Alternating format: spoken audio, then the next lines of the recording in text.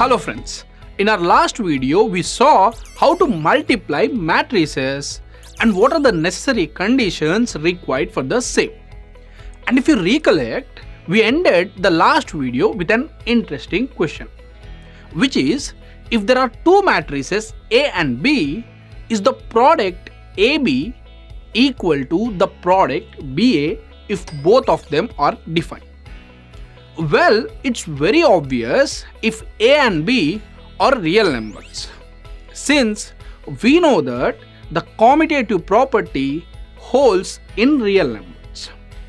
Now, what about matrices? Let's test this with help of some examples. So, here are matrices A and B of the same order. And now, we know that the product AB is defined. So first, let's find the product AB. So if we calculate, the product AB will be 20, 25, 36 and 45. Now let's find the matrix BA. Observe that even the matrix BA is defined as well. So the matrix BA will be 28, 37, 28, 37. Now tell me whether the matrix AB is equal to the matrix BA or not. So we can clearly see that the elements of the matrix AB are not equal to the corresponding elements of the matrix BA, which implies that these two matrices are not equal. So what can we conclude from this example? We can conclude that the commutative property does not necessarily hold in multiplication of matrices. But there are some matrices in which the commutative property will hold. For example, consider these two matrices C and D. First, calculate the product CD and then calculate the product DC. From here, you can clearly see that the product CD is equal to the product DC. So, in this case, the commutative property will hold. So, from these two examples, we can conclude that the commutative property does not hold necessarily in the multiplication of matrices. This is one of the ways in which the matrices are very much different from the real numbers. So, we can conclude that the multiplication of matrices is not always commutative. Now, by more examples and trying out the different combinations of the products, we can conclude that if there are three matrices A, B and C, the product of the matrix AB with C will always be equal to the product of the matrix A with the matrix BC. That is, the associative property holds in the multiplication of matrices. So, you take three matrices in the same order and first multiply the first two matrices and then multiply the third matrix with the product obtained, or you multiply the last two matrices first and then multiply the first matrix with the product obtained. The resultant will be same in both the cases. So, the associative property holds for the multiplication of matrices. So, we saw that the commutative property does not hold necessarily in multiplication of matrices, and the associative property will hold in the case of multiplication of matrices. Friends, now if you have three matrices A, B and C, and if you want to find A multiplied by B plus C, then we will first add the matrices B and C, and then we multiply the matrix A to the sum B plus C. That is how we get the matrix A multiplied by B plus C. Now, on the other hand, if we find A multiplied by B and A multiplied by C, and then if we add those products, then we get the matrix AB plus AC. Now we can clearly observe that both these matrices are equal. So from this example we can conclude that matrix multiplication is distributive over addition. That is, if there are three matrices x, y and z, then x multiplied by y plus z will be equal to x multiplied by y plus x multiplied by z. Also, the same thing applies even for the subtraction as well. That is, matrix multiplication is distributive over subtraction as well. That is, x into y minus z will be equal to x into y minus x into z. While applying these properties, remember that the order of the matrices y and z must be same, since they are being added and subtracted. Also, the multiplications xy and xz must be defined. And now here is an interesting question for you guys. What role does the number 1 play in multiplication of numbers? It's very simple, right? You take any number, you multiply it to 1, you get the same number as the resultant. So the number 1 is acting as a multiplicative identity in the multiplication of numbers.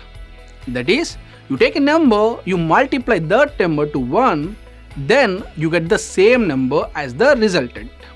And for this reason, we call the number 1 as the multiplicative identity for the numbers. And now in matrices, there is a matrix which is just like 1 in the case of numbers. What is that matrix? Yes, it's the identity matrix. We already learned about the identity matrix in our previous videos. So identity matrix is a square matrix in which all the principal diagonal elements are equal to 1 and rest of the all elements are equal to 0. So you take any matrix, multiply it with the identity matrix, and then you will get the same matrix as the resultant of this product. But remember that this product must be possible. Now here the order of the multiplication is not important.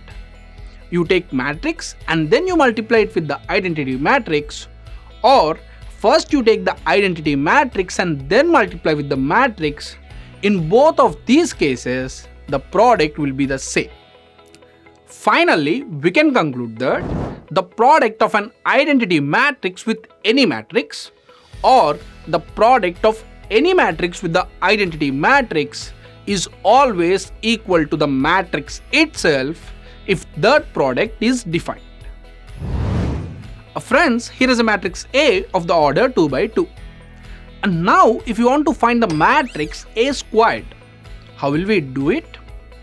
Sometimes generally we tend to square the each element of the matrix A, which is very much likely to happen here. But remember that square of anything means that we have to multiply that by itself. For example, what is 2 squared? It is 2 multiplied by 2. Similarly, A squared will be the matrix A multiplied by itself. So, A squared will be A multiplied by A, which is nothing but 11, 16, 40 and 59. Observe that here A is a square matrix, and we can find square of any matrix if and only if that matrix is a square matrix. For example, if X is a rectangular matrix, then we cannot find X squared, since the number of columns of X will not be equal to the number of rows of X, and this product will not be feasible. So the matrix A squared is A multiplied by A. Now for any square matrix A power n, where n is positive integer, will be equal to A multiplied to itself n number of times. Again, remember that the matrix A must be a square matrix. If matrix A is a rectangular matrix, then a power n will never be feasible. And now here is another interesting question for you. Let's say X is a matrix of the order n by n. Now what will be X raised to the power 0? To answer this question, first let's answer this one. What is 6 raised to the power 0? It's 1, right? We know that any real number except 0 raised to the power of 0 is always 1. And 1 is the multiplicative identity in case of the numbers. And now coming back to our original question, what would be the answer now? So we have to look for the multiplicative identity in matrices. And we know that it is the identity matrix. So X raised to the power 0 will be the identity matrix of the same order as the matrix X. So any matrix raised to the power of 0 is always equal to the identity matrix of the same order. So friends, that's all for today. I hope you understood the properties of multiplication of matrices. In our next video, we'll do some problems related to these properties of multiplication of matrices. As of now, let's summarize what we have learned so far. The multiplication of matrices is not necessarily commutative.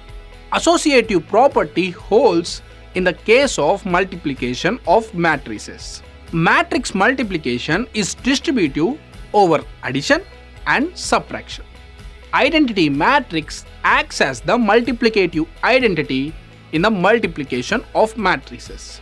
For any square matrix A and for any n being positive integer, a power n is nothing but a multiplied to itself n number of times. For any square matrix A raised to the power 0 is always equal to the identity matrix of the same order.